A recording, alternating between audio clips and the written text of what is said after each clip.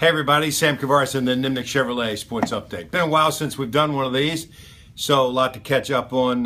Went to Belgium with the guys from Champion Cycling and rode my bike for 8 days. They stayed for 13 days. It was cold, it was wet, it was rainy, but they call themselves the hard men of the north up there. And we rode Netherlands, northern France, Belgium, and it gives you a really interesting perspective because obviously here in America it's about football, baseball, basketball, hockey, golf, a lot of that. Over there it's about cycling and more cycling, MotoGP, F1, and soccer. Everything else is an entertainment sport to them. So it really gives you some interesting perspective, but a lot of fun. And thanks to the guys from Champion Cycling for that fit. And on there to Augusta, where Augusta National was as beautiful as I've ever seen it.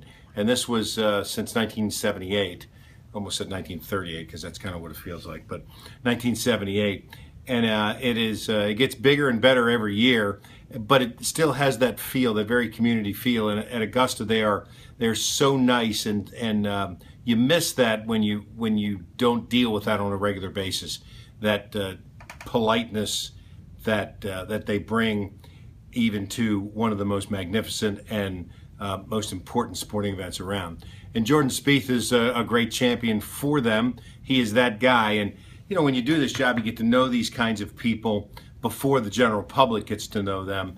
And it's fun to see the Jordan Spieth story kind of being revealed to people who aren't even golf fans, as he's a better guy than he is a player. His story with his family, just all of those things about him that is fun to watch and fun to see people respect him for a little more than just his golf game.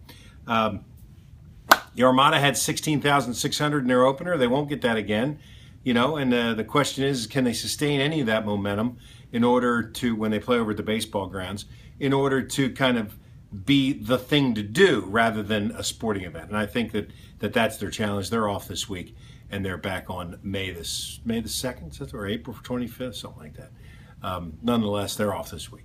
The Jaguars had Greg Jennings in just to talk to him, and then he tweeted out that he felt like he needed to go maybe buy a Jaguar. So clearly they're in some kind of talks. He's visiting the Saints. He's going to have some other options, but boy, he'd be a good fit for the Jaguars. 7-year veteran, 5 in Green Bay, 2 in Minnesota, and a real opportunity to mentor some young players and still be a very productive player as well.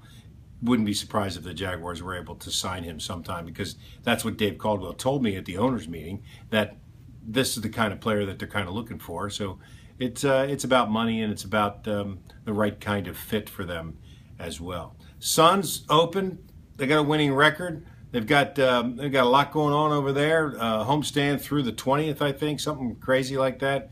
So go out to the baseball grounds and see some of these guys who are going to be in Marlins uniforms. Remember when I told you to go see Mike Stanton, who's now Giancarlo Stanton?